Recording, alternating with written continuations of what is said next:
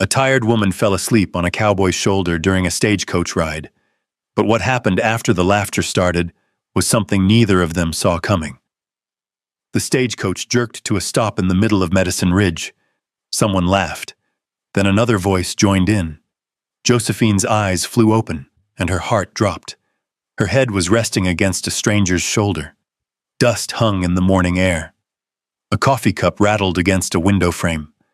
The cowboy beside her didn't move, didn't complain, didn't even look surprised.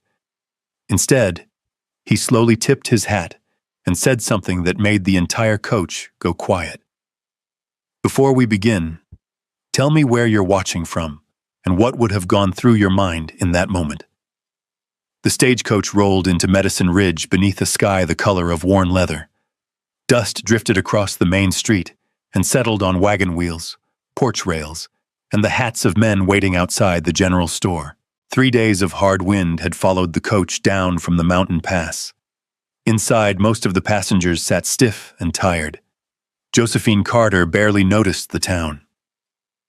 She had spent the last 2 weeks searching for work from one settlement to the next. Her small cloth bag rested in her lap. Everything she owned fit inside it. The coach lurched over a rut. She tried to keep her eyes open, failed. The steady rocking of the wagon pulled her under. A few minutes later, the stagecoach stopped in the center of Medicine Ridge. Laughter broke out immediately. Not cruel laughter, surprised laughter. Josephine woke with a start. For a second, she didn't understand why everyone was looking at her. Then she realized her head was resting against someone's shoulder. A man's shoulder. She jerked upright so quickly she nearly struck the window. "Oh, Lord, I'm sorry." Several passengers chuckled. The man beside her simply adjusted his hat. Colt Harrison. Everyone in town knew him. Owner of Harrison Ridge Ranch. Quiet. Reliable. The kind of man who could spend an entire day writing fence lines and say fewer than 20 words. Josephine gathered her bag. "I didn't mean to." "It's fine," Colt said. His voice was calm. Nothing more. Nothing less. Outside the coach, a few men standing near the feed store exchanged amused looks. One woman whispered something to her husband. Josephine felt heat rise into her face. She stepped down from the coach before anyone could say another word.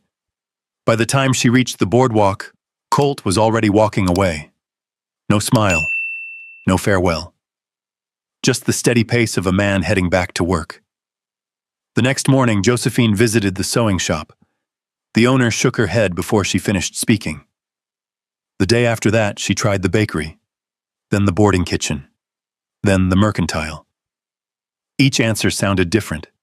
Each answer meant the same thing. No vacancy, no need. Try somewhere else. The coins in her pocket grew fewer. The room she rented above Miller's boarding house grew harder to keep. On the 5th evening, Mrs. Miller folded her hands across her apron. "I'm sorry, Josephine. If rent isn't paid by Saturday, I'll need the room." Josephine nodded. There was no point arguing. That night, the temperature dropped. She sat alone on a bench outside the post office while lanterns flickered along Main Street. Her bag rested beside her. Her eyes closed for just a moment, then another. Across the street, a small girl carrying a sack of flour stopped walking. Daisy Miller watched the woman sleeping on the bench. She stood there for nearly a minute. Then she turned and ran. Past the blacksmith, past the church, past 2 wagons parked outside the saloon, toward Harrison Ridge Ranch.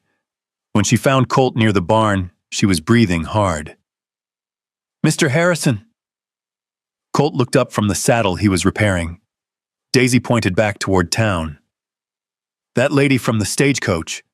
What about her? She's asleep outside the post office." Colt waited. Daisy planted both hands on her hips. "You could at least let her sleep in a barn." For the first time all day, Colt stopped working. The hammer remained motionless in his hand.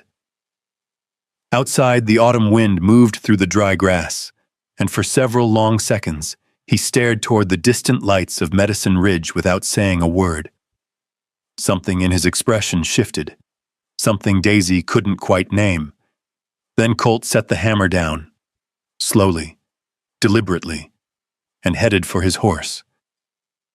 Colt found Josephine just where Daisy said she would be. The post office lamp had burned low. A cold line of moonlight lay across the boardwalk, and Josephine sat folded against the wall with her cloth bag tucked beneath one arm. She woke when his boots touched the step. For a moment she looked ready to run. Colt stopped several feet away. "Mrs. Carter?" She blinked, then sat straighter. "Mr. Harrison, you got a place tonight?" Her fingers tightened around the bag. "I'll manage." That wasn't the question. The wind moved dust along the street in little dry waves.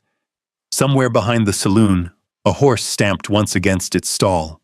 Josephine looked down at her shoes. The right sole had started to pull loose at the toe. Colt saw it. He said nothing about it. "I've got work at my ranch," he said. "Cooking. Housekeeping some. Keeping simple books if you can." "I can keep books. I'll pay fair. You'll have your own room, door shuts, lock works. Nobody owes anybody anything." That made her look up. There was no softness in his face, no smile meant to persuade her, just a man standing in the street, saying exactly what he meant. Josephine rose slowly. "All right," she said. The ride to Harrison Ridge took nearly an hour.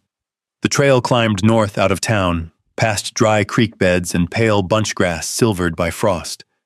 Colt rode ahead at first, then slowed so her horse could come beside his. He did not ask where she had come from. She did not ask why his house needed help. By the time they reached the ranch gate, dawn had begun to gray the Bitter Hawk Mountains. The sign over the entrance hung crooked on iron brackets. Harrison Ridge. The house stood beyond a wide yard, solid and dark, with a stone chimney and a porch that had not known paint in years. Daisy came running out first. "You came." Josephine gave the girl a tired smile. "Seems I did." Inside, the house was clean, but cold in a way that had nothing to do with weather. The kitchen shelves were neat. Too neat. The stove held dead ash. A stack of unopened receipts sat under a coffee cup near the window. Colt pointed down the hall. "Room's there. Ruth Walker comes by twice a week. She'll show you where things are." Josephine stepped into the room. A narrow bed, a washstand, a quilt folded at the foot. On the door, just as he had said, was a working lock. She touched it once with her fingertips. By noon, she had swept the kitchen, found flour in the wrong tin, and written 3 missing supply amounts on a scrap of paper. By supper, stew simmered on the stove with onion, salt pork, and potatoes from the cellar. Colt came in from the barn and stopped at the door. The smell reached him first. Daisy sat at the table with a primer open, listening while Josephine sounded out a sentence. The lamp burned steady between them. Colt took off his hat. Nobody asked him why he stood there so long. Weeks passed in small changes. A curtain was mended. The receipts were sorted by month. The coffee tasted less like old iron. Daisy laughed once with her mouth full and covered it fast, then laughed again because Josephine did. Colt kept his distance. Josephine respected it. Then came the rain. It fell hard after midnight, washing the yard into black mud. Colt rode in near dawn, soaked through after pulling 3 head of cattle from a wash below the South Ridge. His hands were stiff. His coat dripped onto the floor. Josephine looked up from the hearth. "Coffee's warm." He nodded, took the cup, and sat in the chair near the fire. Daisy was asleep on the rug, wrapped in an old blanket. Josephine sat beside her with a book still open in her lap. Colt meant to drink the coffee. He meant to stand. Instead, his eyes closed. When morning came, sunlight lay across his boots. The cup sat untouched in his hand. Colt woke slowly, confused by the quiet. by the blanket Josephine had placed over his shoulders, by the fact that no dream had dragged him out of sleep before dawn. Across the room, Josephine was kneading biscuit dough. She did not mention it. Neither did he. But when Colt rode out later that morning, he looked back at the house once from the gate, and that frightened him more than the storm had. Autumn settled deeper over Medicine Ridge. The cottonwoods along the creek turned yellow. Frost lingered longer in the mornings. Ranchers spent their days preparing for winter drives and checking fences before the first hard snow. Life at Harrison Ridge found a rhythm. Josephine rose before sunrise. Coffee was already brewing by the time Colt came in from the barn. Daisy read aloud from her schoolbook after supper. And for reasons Colt could not quite explain, the house no longer felt like a place he passed through between jobs. It felt lived in. That should have been a good thing. Instead, it left him uneasy. People noticed. Medicine Ridge noticed everything. They noticed Josephine standing beside Daisy outside church on Sundays. They noticed her buying flour and lamp oil at the mercantile. They noticed Colt slowing his horse when she walked across town, carrying ledgers from the feed supplier. No one said much at first. Then they started whispering. By October, the whispers had become conversations. Conversations became opinions. Opinions became stories. One afternoon, Colt stepped into Miller's general store and found two ranch hands suddenly changing the subject when he approached the counter. Another morning, Josephine entered the post office and saw three women stop talking the moment she reached the mail table. Neither of them commented on it. Both of them understood. The Harvest Festival arrived during the last week of October. It was the largest gathering of the year. Families came from ranches 30 miles away. Wagons lined Main Street. Children chased each other between market stalls. A fiddler played beneath a canvas awning, while smoke from barbecue pits drifted through town. Daisy begged to go. Josephine finally agreed after Ruth Walker promised to meet them there. Colt said very little, but he hitched the wagon himself. The trouble started shortly after noon. Josephine was standing near a table covered with quilts and preserves when a voice carried across the crowd. Not loud, just loud enough. A person ought to remember where they belong. Conversation around them faded. Josephine turned slowly. The speaker was Clara Denton, wife of a neighboring ranch owner. Several people lowered their eyes. Others pretended not to hear. Clara smiled politely. The kind of smile that wasn't kindness at all. A town works best when folks know their place. Silence settled across the square. Josephine felt every eye turn toward her. For a moment she considered walking away. Then she remembered every road she had traveled, every door that had closed, every job she had lost. She stood where she was, straight-backed, quiet. Daisy moved closer to her side. The crowd waited. Then another sound broke the silence. Boots crossing wooden planks. Slow, steady. Colt Harrison. He stopped beside Josephine. His face gave nothing away. No anger, no embarrassment, no hesitation.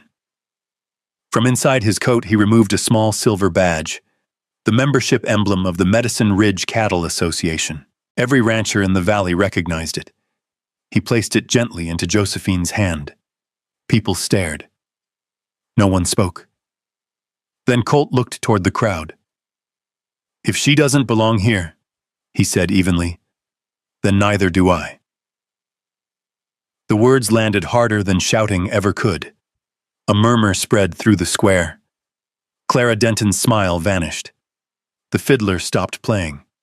For several long seconds, nobody moved. Then Colt turned to Daisy. "Want some pie?"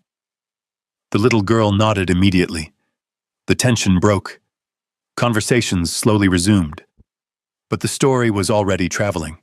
By sunset, it would reach every ranch in the valley.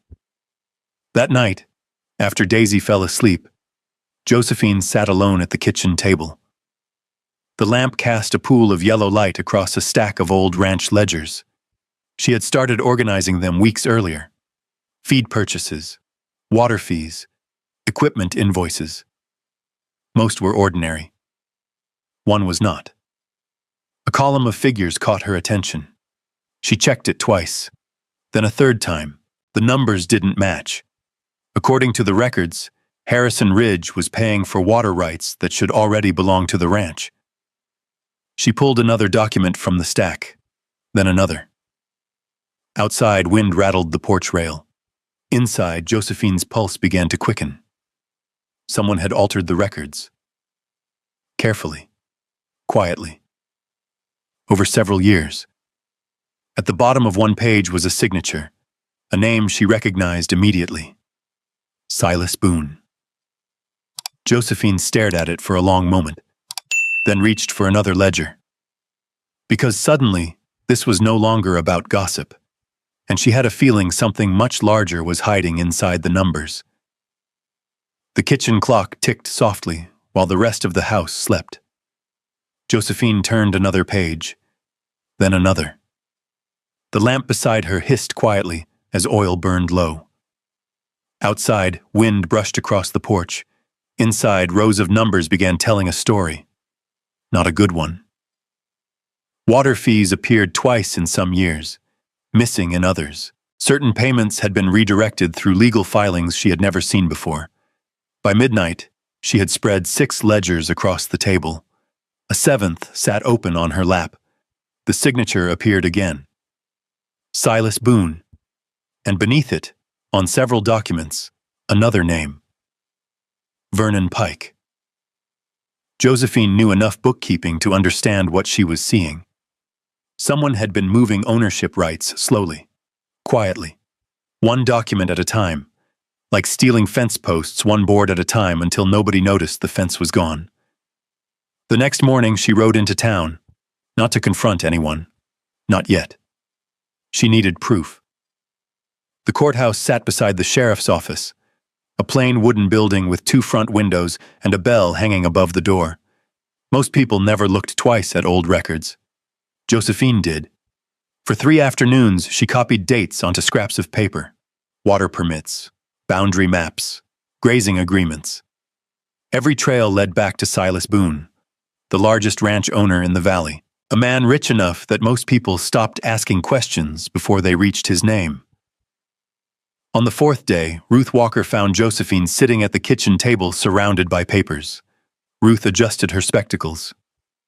"You look like someone trying to solve a murder." Josephine offered a tired smile. "I think somebody's stealing a ranch." Ruth's expression faded. She sat down immediately. "What kind of somebody?" Josephine slid a document across the table. Ruth read it, then read it again. Neither woman spoke for several seconds. Outside, Daisy's laughter drifted in from the yard. The sound felt strangely distant. That evening, Colt returned from checking fences near the North Ridge. Josephine almost told him. Almost. But she saw the exhaustion in his face, the dust on his coat, the way he rubbed his shoulder after dismounting. She decided to wait until she had everything. That decision would haunt her. 3 nights later, someone set fire to a hay shed near the east pasture. The blaze never reached the barn. Colt and 2 ranch hands caught it in time. But by sunrise, the shed was gone. The smell of wet ash lingered across the property. No one could prove who started it. A week later, the south fence line was found cut in 3 places. 40 cattle wandered nearly a mile before they were recovered. Again, no proof. Again, no answers. Then came the horse. One of the ranch mares became sick after eating grain left outside her stall. The veterinarian from town managed to save her. But standing in the stable that evening, watching the animal struggle to rise, Josephine finally understood. These incidents weren't random. Someone was sending a message, and that message was growing louder. The realization settled over her slowly. Silas Boone didn't need to threaten Colt directly. He only needed to make trouble expensive, unpredictable, constant. And if Josephine's investigation was discovered, the trouble would only grow. That night she sat alone on the porch. The moon hung low over Bitterhawk Mountains. A lantern glowed inside the house. Through the front window she could see Daisy reading beside the stove. Colt sat nearby repairing a bridle strap. Neither knew she was watching. For a long time she simply listened. The faint scrape of leather, the turning of pages, a home, a real one, something she had never expected to find, something she suddenly feared she might destroy. The decision came before dawn, quietly, without tears, without drama, just certainty. By sunrise her horse was saddled. Her small cloth bag rested beside the door. Inside were the same possessions she had carried into Medicine Ridge months ago. The kitchen was silent. The coffee pot sat cold. Josephine placed a folded piece of paper on the table. Then she looked around the room one last time. The repaired curtains, the shelves, Daisy's reading book, the chair where Colt often sat after supper. She touched the back of it briefly, then stepped outside. Mist rolled across the pasture. The ranch was still asleep. Josephine mounted her horse and disappeared into the gray morning. Less than an hour later, Colt entered the kitchen. He expected coffee, expected the sound of Daisy talking, expected another ordinary morning. Instead, he found the note, only one sentence, written in careful handwriting. "Thank you for giving me a home. Don't let me become the reason you lose it." The room suddenly felt too quiet. Colt stared at the paper, then at the empty hook where her coat usually hung, then at the window overlooking the road. For the first time in many years, fear hit him before thought. Not fear of losing land, not fear of winter, not fear of failure. Fear of losing her. And before the coffee on the stove had time to cool, Colt Harrison was already saddling his horse. The morning fog still clung to the low ground when Colt rode out of Harrison Ridge. Hoofbeats echoed across the empty trail. The note remained folded inside his coat pocket. He had read it 6 times already. Every word felt wrong. Not because Josephine had written it, because she believed it. The road south split near an old cottonwood tree. One branch led toward town. The other followed the freight route through Eagle Pass. Colt never hesitated.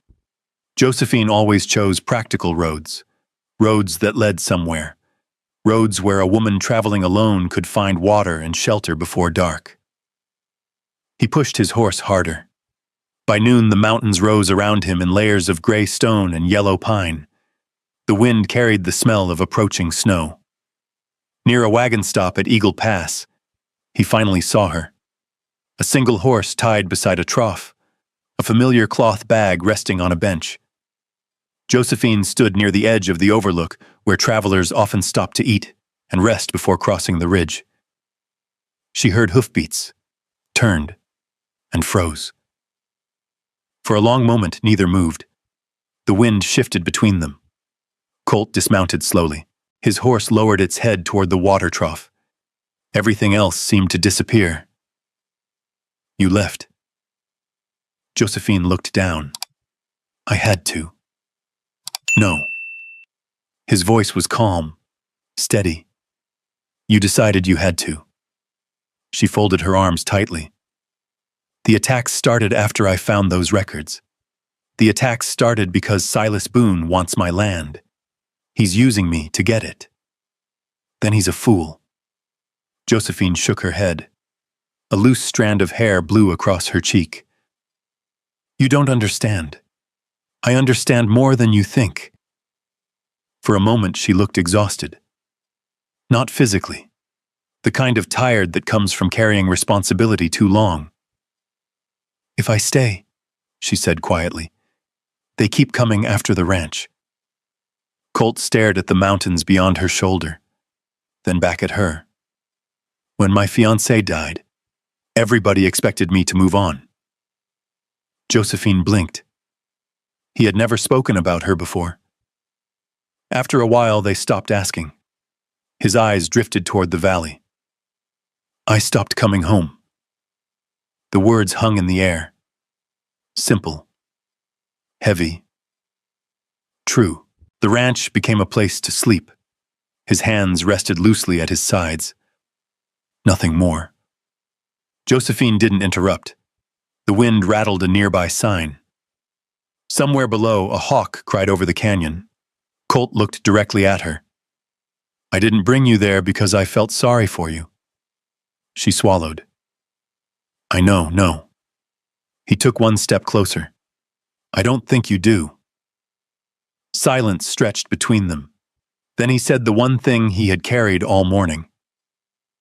"The day you arrived." His voice roughened. "The day you started making coffee before sunrise and leaving lamps burning in the kitchen." He paused. "The day Daisy started laughing again." Josephine's eyes lowered. "And the day I fell asleep beside that fireplace." He let out a quiet breath. "I started wanting to come home." The words landed softly, not dramatic, not polished. Real. Like something pulled straight from the center of a man who rarely spoke at all. Josephine stared at him. The wind moved through the grass around their boots. For a second, she looked exactly as she had on that stagecoach, caught off guard, not by circumstance, by kindness. Colt reached into his coat, pulled out the folded note, and handed it back. "You said you didn't want to be the reason I lost my home." She nodded. He looked around Eagle Pass, at the travelers, at the wagons, at the road stretching away toward nowhere. Then back at her. "You are my home." Josephine closed her eyes briefly. When she opened them again, they glistened in the autumn light. Neither reached for the other. Neither needed to. The distance between them was already gone. 3 weeks later, the meeting hall of the Medicine Ridge Cattle Association was packed. Ranch owners filled every seat. Sheriff Dawson Reed stood near the front wall. Silas Boone occupied the center row, confident as ever, until Josephine placed the ledgers on the table, one after another. Receipts, permits, water filings, transfer records, every number connected, every signature matched, every missing acre traced back to the same scheme. The room grew quieter with each page. By the end, even Silas Boone had stopped smiling. Sheriff Reed collected the documents himself. No shouting followed. No grand confrontation. Just truth. And truth proved enough. By winter's end, the fraudulent filings were revoked. The water rights returned to Harrison Ridge. Vernon Pike lost his standing as a legal representative. Silas Boone lost far more than reputation. He lost the confidence of the valley. A year passed. Then another autumn arrived. Golden grass rolled across the hills surrounding Medicine Ridge. The ranch looked different now. Not larger. Warmer. Daisy raced across the yard, chasing a dog nearly twice her size. Laughter carried from the porch. The kitchen windows glowed at dusk. And every evening, someone waited when Colt returned home. One afternoon, a stagecoach rolled into town. A young woman inside had fallen asleep against the shoulder of a nervous young man. Passengers chuckled. The young man turned red. The young woman woke in embarrassment. Across the street, Josephine watched from the porch of the Mercantile. A smile tugged at the corner of her mouth. Colt stepped beside her. "Seen something funny?" She nodded toward the coach. Colt followed her gaze, then laughed softly. The sound still surprised her sometimes. He had done so little of it when they first met. Josephine leaned gently against his shoulder, the same way she had all those months ago without meaning to. Colt looked down at her. Planning on staying there long? The church bell rang somewhere across town, a familiar sound drifting through cool autumn air. Josephine smiled. "As long as you're here."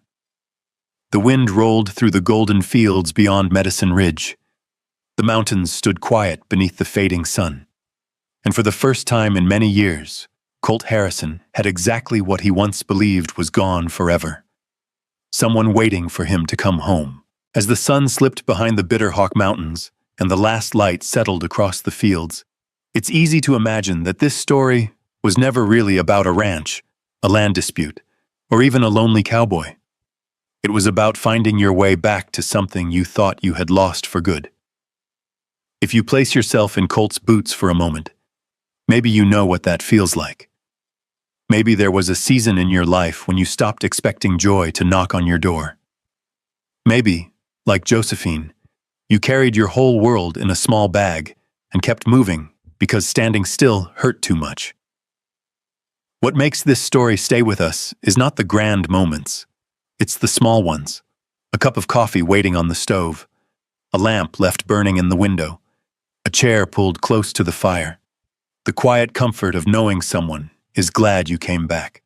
Sometimes healing doesn't arrive all at once. Sometimes it comes slowly, through ordinary days and steady people who remind us that home is not a place. It's a person. It's trust. It's being seen. If this story meant something to you, I'd love to hear where you're watching from and what part touched your heart the most.